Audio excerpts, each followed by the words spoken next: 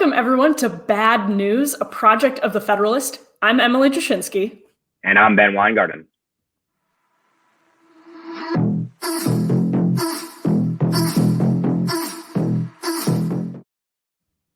Well, what makes this program different than any other program you might watch is that we firmly understand the corporate press is no longer objective, and we're under absolutely no illusions that it will someday in the near future return to that state of objectivity. Ben, do you have anything to add to that introduction?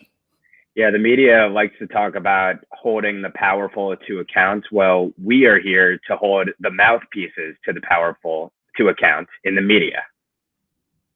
Absolutely, and we hope that you'll join us on this journey in the audience as you're watching from home. We want to make sure that we're bringing you the sharpest media criticism that is operating from that really important predicate. The media is not objective, it's not fair, and it is working in lockstep with the cultural left. That said, we have a great show today. We're in the first week of Joe Biden's administration, so as you can imagine, the media has given us plenty to work with. So our first block is going to be just really exploring how the media greeted Joe Biden with, I don't know, maybe you could say a tongue bath.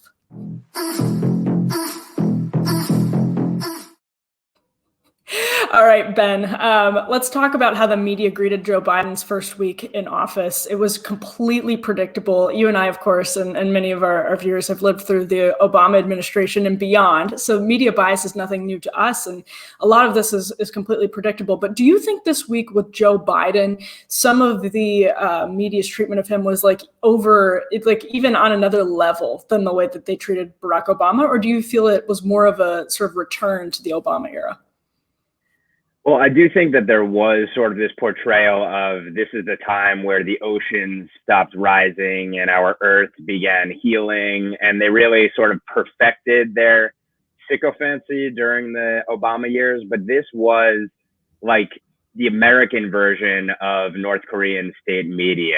This was one of the more embarrassing weeks that the media has had. They would think it was a great week, but when you have people fawning over any elected official, first of all, but fawning over this president who they basically treated as a dunce for decades while he was in the Senate and didn't really take seriously. But now suddenly Joe Biden, Mr. Moderate, who's actually, based on his executive orders, about as radical as any American president in history, has come to save us from the bad orange man. And meanwhile, the trappings of the strongman ruler are perfectly crystallized by what we're seeing with the Biden team, sort of moderate so-called front men for, in reality, a radical agenda. And then the media, of course, working to amplify the message and create this picture-perfect image of the, when he slips, the Harris-Biden administration, which I think it ultimately is going to be the Harris administration. It's really embarrassing, pathetic. It's a disservice to the American people, but it's exactly what we've come to expect. And we should appreciate the transparency in the patheticness. Yeah, and I'll just add, I think it's different than the Obama era in one key point, and this is something you and I have talked about. It's that the media at this point, half of the media no longer accepts that its job is to be objective. So they don't even believe in this notion that if you work for the New York Times or the Washington Post or these publications that style themselves as, arbiters of facts versus opinion, CNN comes to mind with the apples and the bananas, your job, they don't believe that you can be objective when it comes to Donald Trump and when it comes to the alleged racism and bigotry of today's Republican Party. And so what that means is, coming off of the Trump era, they are really excited to welcome Biden because he has that the benefit of the juxtaposition with Donald Trump, who they believe represents racism and bigotry and that sort of unmitigated evil of the Republican Party, which is xenophobic, and you can keep going down the line of bigotry. And so I think in a way that this Biden era departs from the Obama era, it's because there's a larger percentage of the press that now believes that they can't be objective when it comes to the Republican Party. And perhaps that explains some of what we saw at the briefing. And I'm going to play a clip here from, I think this was Jen Psaki's first briefing with Joe Biden. The battle for truth may be as tough a fight right now as is the battle against coronavirus. How do you and President Biden plan to combat disinformation that in many ways led to that assault we witnessed 2 weeks ago today on the Capitol? Well, I think, Peter, Well, so Ben, I think we're going to talk a lot about how the media uses the word disinformation essentially as a way to discredit information that doesn't fit their own narrative. So that's one thing. Secondly, Peter Alexander he has a huge platform. He works for NBC News. That means his stuff goes out to the nightly news all of the time. It goes out on all of NBC's huge platforms. That is, of course, an outlet that is expected because it styles itself as an arbiter of facts and opinion, as an objective outlet. What did you think about Alexander using his time in the briefing room to ask that question? First of all, disinformation for the media is information they want to discount because it conflicts with the narratives that they're trying to foist on us every day. This question, the people involved in the question, just perfectly illustrates how corrupted the media political class complex establishment is, because here you have the Russiagate, Spygate, collusionist, treason effort media asking a question of the Iran deal echo chamber spinner in Jen Psaki. So it's both sides are all in on the con on the American people, which is about putting forth a narrative of essentially, again, any competing narrative to the ruling classes is an evil one. It's foreign propaganda. And then meanwhile, you have a press that, of course, sucks up to our worst adversaries and puts forth the exact same narratives that our adversaries put forth when it comes to America. And then you have a government, a deep state, effectively right back in power, who is taking questions from people who are on the same side as them. I used to think that it was that the media was the mouthpiece or the comms arm of the Democratic Party. Now I think it's deeper than that. It's the ruling classes comms arm, which mean the American people are ultimately screwed over in whatever it is they're propagandizing about. Yeah, I agree with that. And I think it stems from what Charles Murray described presciently and actually identified through his own research in Coming Apart. And when we talk about the ruling class, it's really these folks who, I mean, sometimes you call them elites, whatever it is, it's because they have the same experiences, right? Like they come from similar places. They go through similar schools. They currently live similar lives. And that just sort of naturally impacts the way that you think about the world and even the way that you think about politics in some really minor ways and in some really crucial ways. But when you have all of the people in the halls of power in this country, having this sort of like when cultural leftism has a monopoly over all of the people in the halls of power because they all come from similar backgrounds, that's going to, of course, influence the way that they cover the entire country.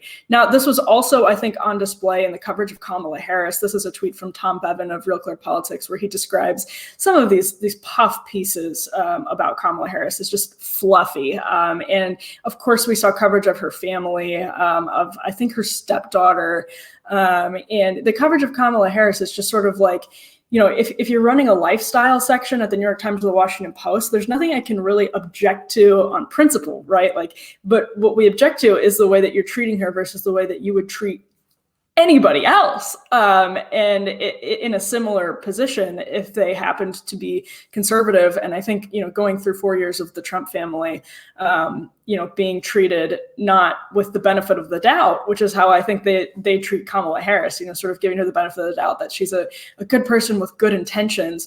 I mean, that was never reciprocated, or that was never given to the Trump family, which, by the way, coming into this administration was fairly liberal. So that does also seem to be a stark contrast. Yeah, definitely. And look, part of this is they have to try to make her an appealing figure because she absolutely tanked when she was on the ballot for the Democrats. They're trying to recreate this image of her that she tried to create and failed to when she got like 1% of the primary votes. And they sort of dropped the veil this week as well, because there were a couple of articles that touched on the third rail that you must not discuss of Joe Biden's fitness for office. And this is where talking about the 25th Amendment removal and unfitness with President Trump was sort of creating a narrative that they're now going to be able to potentially glob onto down the road, which is that, look, they're saying, for example, in one of these pieces, I think in Politico, or maybe it was The Hill, that people are sort of holding their breath. Can Joe Biden get through a press conference? And of course, his press conferences, when he has been on camera, have been very stage managed, and people get shooed away immediately the second they ask a question of him. But contrast that with this fawning, of course, presentation of Kamala Harris as the coolest kid on Capitol Hill, or I guess now outside the Oval Office. And all of this, I believe, ultimately is about setting the narrative so that she can ultimately take the throne from Joe Biden and 2 years plus 1 day, because actually she could serve for 10 years. She could serve out the rest of Joe Biden's term once we get through 2 years and then be elected twice herself. So that's something to keep an eye on over the next weeks and months as Joe Biden probably shows further decline and Kamala continues to be presented as the coolest kid on the block. Thank you, Ben, for ending this first block on such an optimistic note of 10 years of Kamala Harris. Yeah, May she reign. Yeah. All right, we're going to head into our second block right now. All right, so the media is really leaning into what a lot of Trump critics, and I would say like never Trump critics and Trump critics, particularly in the intelligence community, seem to really want, which is everyone ending up on blacklists who, in their views, was complicit in the Trump administration. And the sort of intellectual formulation of this is similar to what we were talking about in the last segment, in that if you sort of accept this progressive or bigot binary, that unless you are fully progressive, you are necessarily a bigot. That's something that came to bite J.K. Rowling, for instance, last summer. Very, very liberal woman, but because she doesn't agree fully with every facet of progressive dogma, she's not just, moderate or centrist, she's a bigot. So if you accept this, then you believe Donald Trump is a bigot, and then you believe everybody who worked for Donald Trump and was aiding Donald Trump in any way whatsoever is complicit in bigotry. And that's a terrible thing. But of course, their formulation is ultimately very wrong and very dangerous. But when they accept that formulation, and when you believe that Donald Trump is a dictator, that's another thing. I've never known a dictator to go through a national crisis like a pandemic and, empower the states more than the federal government. But if you accept that formulation, then you end up like John Brennan. I'm going to play this clip right now, and Ben, I really want to get your reaction to this. Well, Nicole, I was thinking today that this is the most relaxed I've been in the course of many inaugurations I've watched, because I'm not responsible for it. But I can tell you that when I was in the government, I had white knuckles because of the nature of the threats. But it's so much more difficult today because of what we have seen, not just over the last 2 weeks, but that certainly has riveted our attention, but because of this growth in polarization in the United States and domestic violence in white supremacist groups.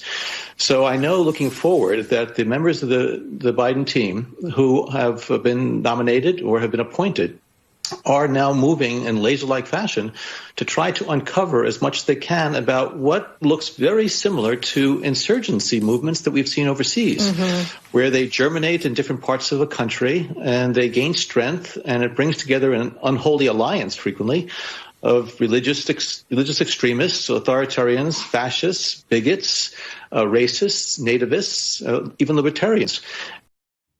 Even libertarians. What's your reaction to John Brennan saying that to Nicole Wallace, of all people, Ben?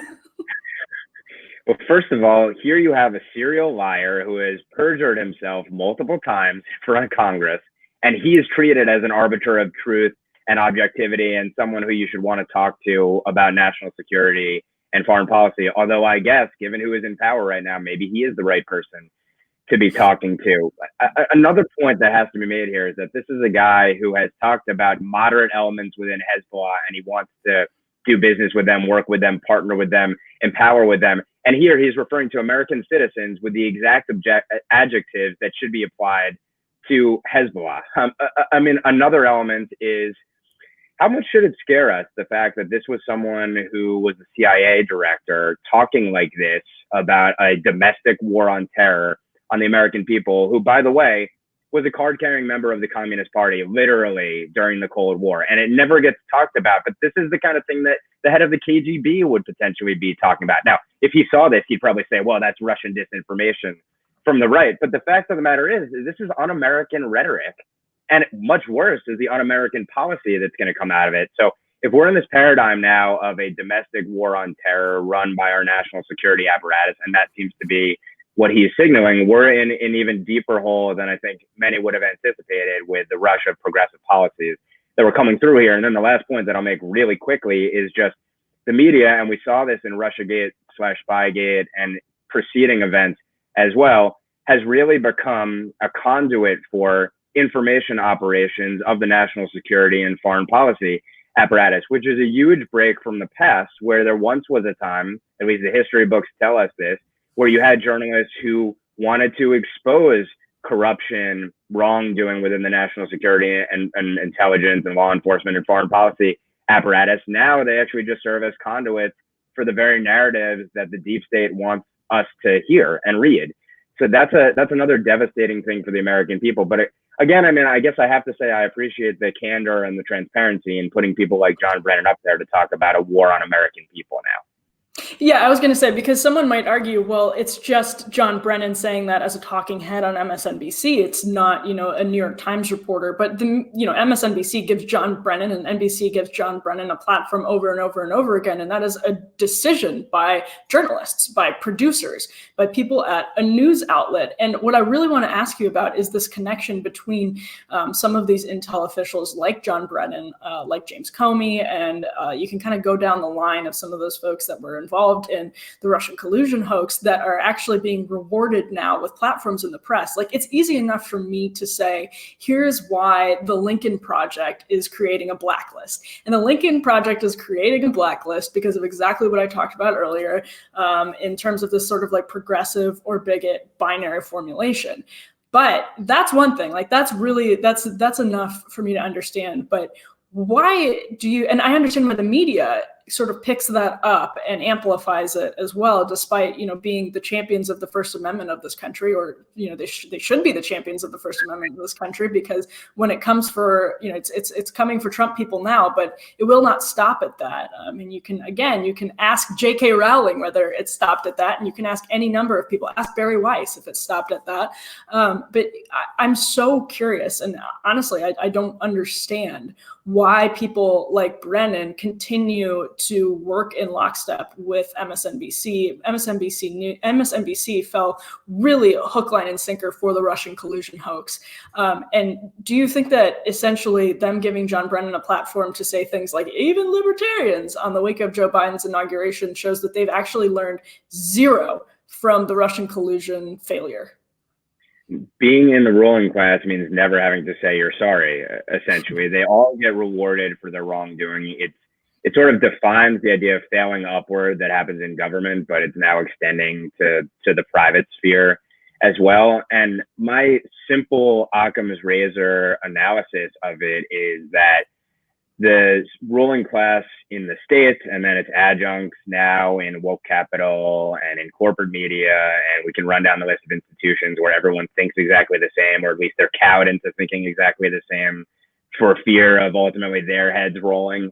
I think ultimately this all comes down to they're all in this game of wanting to retain and grow their power and privilege. And so whenever that gets exposed, be it media corruption or malfeasance, or government corruption or malfeasance, or the same thing in the corporate world now, their response is not transparency, accountability. I mean, those words, when it comes out of the mouths of these people, mean the exact opposite now, which is, again, like as un-American as it gets. It's Pravda-like in the way that you read it and understand it when they're telling you this. They've shredded their institutions, and their response is not to then go back and look at what these so-called institutions actually are supposed to stand for and then redouble their efforts to fix them. No, their job now is to crush anyone who would dare expose it. And so I think it all comes down to these people. It's a really small percentage of the country clinging to their power and privilege, and their response is not to try to persuade and to use reason. It is to coerce and use force. And that's why I think you're seeing the makings of this un-American witch hunt, which is so much deeper than being about Trump administration officials. Like you said, it's about half the country, really, because it's not just that this was a so-called authoritarian administration. It's that the country from its founding, the 1776 version of it, was evil and immoral. Going back to 1619, it was evil and immoral. So if the founding of the country was bad, the country itself is rotten. You need to fight it to the death. And I think that's where we are right now. Yeah, and I'll add, by the way, that those blacklists, those should actually be turned by the corporate media into lists of people that you should get to talk instead of John Brennan. And that's not to say there aren't a lot of swampy people on the list. The swamp was unfortunately alive and well during the Trump era, and that speaks to how difficult it is to root out some of these lifetime political grifters and lobbyists in the city. But certainly there's some names that we don't. I've had enough. I've heard enough from them over the years, but there are names of people whose perspectives you should want because they made conscious decisions for the sake of their family, for the sake of their country, and for the sake of their own careers. So instead of blacklisting them, you should actually turn that list into people that you talk to understand why they thought it was best for their careers, best for their country, best for their families to work in the Trump administration, and why, frankly, they believed in policies that they spent years toiling to implement. So I would suggest those blacklists could be better used otherwise. But let's move on to our third segment. All right, Ben, what is your prediction for media over the course of the Biden administration? Well, I think in terms of the substance of it, the media is actually going to destroy itself in the eyes of whatever Americans are left who actually believe that it has some credibility. And obviously the media ranks horribly already in that respect. But what I mean by that is I think the media is going to come to resemble even more of a monopoly. You already have the mainstream media, which crafts the narratives that represent what the ruling class wants to propagate to the American people. And then you have the social media companies who control the dissemination of it, the platforms of the narrative. So they're going to engage in an all-out onslaught on destroying any and all counter narratives under that same paradigm you talked about of progressive or bigot or leftist or bigot or anti-racist. And if you're not an anti-racist like Ibram Kendi, then you're a racist, obviously, by definition. So I think ultimately what's going to happen, and you're seeing this already, is you have members of the media talking about their competitors. They don't frame it this way, but their competitors, how the advertisers should start pulling money and cable companies should consider dropping anyone who is not as left as they are. And ultimately, what I do think this comes down to, like I said, is not just about destroying any counter narratives because they don't want to compete in a real marketplace of ideas. It's about destroying competition so they have total power. And the reason I say that they're going to further destroy their own credibility is that, as we know, when you have a monopoly like the mainstream press is aiming for, they have no competition and their credibility will only fall apart even more, again, in the eyes of whatever rose-colored glass wearing people still really believe that they are actually adversaries of the powerful and truth-seeking. So that's number one. And then number two, I think, is just paving a glide path for Kamala Harris. There will be a love affair with Joe Biden, and then they're going to slowly shift in this transition over the next 2 years and one day towards a President Kamala Harris. And they have to do this in a careful way because they don't want everyone to know the game that's going on. But I do anticipate that happening. And then we can celebrate 10 years of even more critiques about the Converse sneakers that Kamala Harris is wearing. Yeah, that's inevitable. And wait till she discovers, something even cooler than Converse. It'll be game over. It's all we'll hear is Kamala Harris's fashion. So my predictions, I also have two predictions. I want to start by showing this tweet. All right, that is a former editor of the New York Times saying, Biden landing at Joint Base Andrews now. I have chills. Well, this turned out to be very controversial, and it sparked a controversy among people like us who talk about media and for a living and professionally, because she was fired over that tweet. Now, the New York Times released a statement ultimately saying that the reason she was fired was bigger than that tweet. But the reason this goes to my prediction is because the New York Times is one of those old institutions of the media that still clings to this narrative that they are arbiters of fact, that they are objective. And the New York Times has a social media policy that, you would imagine, newsrooms would run on in the 70s in terms of reporters making personal statements in professional channels, personal statements about politics and ideology, et cetera, et cetera. Now, this is laughable because clearly that tweet violated it, sure. But They have other reporters. Taylor Lorenz is the one that comes to mind for me that break this all of the time. People who are billed as straight news reporters. And the way that this works into my prediction is that we talked about this earlier. I think, the Biden administration is going to be the test for the media in this transition phase. Are they going to return? Are market forces going to push them to return to the old model of being, objective? And my friend Sagar Enjeti talks about how mass media sort of forced this fetishization of objectivity because news networks, and had to reach the whole country at once. And so they sort of had to be objective, although it wasn't always that way. There are benefits to that model. There are also benefits to the model where people are just honest and open about their biases. And so I think the Trump administration made that really clear that that's where we were heading into this transition phase for the media. I think the Biden administration is where we're going to see, because those market forces now reward niches. So if you want to watch, some sort of like boomer hackery, anti-Trump comedy on late night news, you go to Stephen Colbert, and he doesn't have to be Johnny Carson. He doesn't have to be politically neutral because he can do really well with that niche audience. And so the market forces are rewarding this kind of behavior. I think we're going to see probably a total departure gradually from the concept of objectivity. I don't think CNN in 2024 would run something as stupid as the CNN ad about apples and bananas that they ran over the course of the Trump administration, because I think increasingly they are convinced they do not have to be objective. My second prediction, and I'll make this really quick, is that I really believe the media is going to, the corporate press, because so much of them are deeply entrenched in the cultural. So many of them are deeply entrenched in the cultural left because that's, they went to those schools, and that progressive or bigot binary migrated from the classrooms to the boardrooms, to the newsrooms, to the writers' rooms of Hollywood.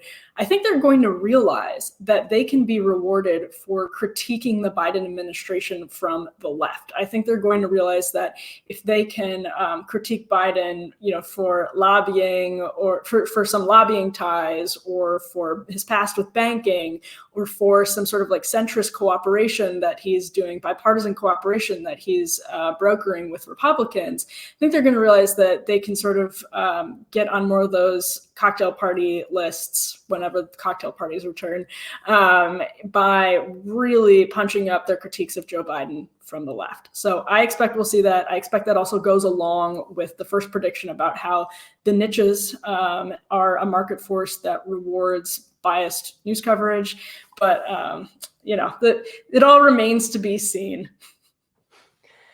Yeah, well, and it also kind of fits into mine as well, because if you have critiques from the left, that further paves the path for Kamala Harris. So I think we're all in accord here. I actually really hope there are leftist critiques, because there are shrewd leftists who do make compelling points that should be grappled with. And they actually might do some real journalism during the Biden years. And we've seen this with some of the more left outlets looking into the lobbying of pretty much every top nominee in the administration and the opaque finances associated with the places where they were quote unquote working for the last few years. So I think that's all to the good. And we'll see what social media companies in tandem with corporate media and beyond do to try to crush the independent purveyors of information and news and opinion over the next 4 years. I'm not holding my breath with optimism at that question, but I hope you're right that we do really see these critiques, because the American people would benefit from it. More transparency and honesty, including about the biases, would be a great thing for the American people. Agree. Although I think a lot of those critiques, if I'm right that they happen, will be very dishonest, because it'll be, the same sort of like when Jim Acosta realized over the Obama administration that he could, get airtime for critiquing Obama over his Cuba policy or whatever. Yeah, it's probably right. And once again, this points to the fact that it is more state media than media today. Again, something that's un-American. And again, perfectly showing the projection of our entire ruling class who screamed about Russia, Russia, Russia for the last 4 years, when they didn't care about or whitewashed or obfuscated about the Soviet Union for decades. And of course, they're acting like the very thing they claim to hate and oppose and resist with such great relish. How unusual. Well, we'll be back with more of this, of course. Make sure you subscribe. Make sure you leave your suggestions and your questions in the comments. But until next time, stay tuned. We will be back with plenty of more bad news.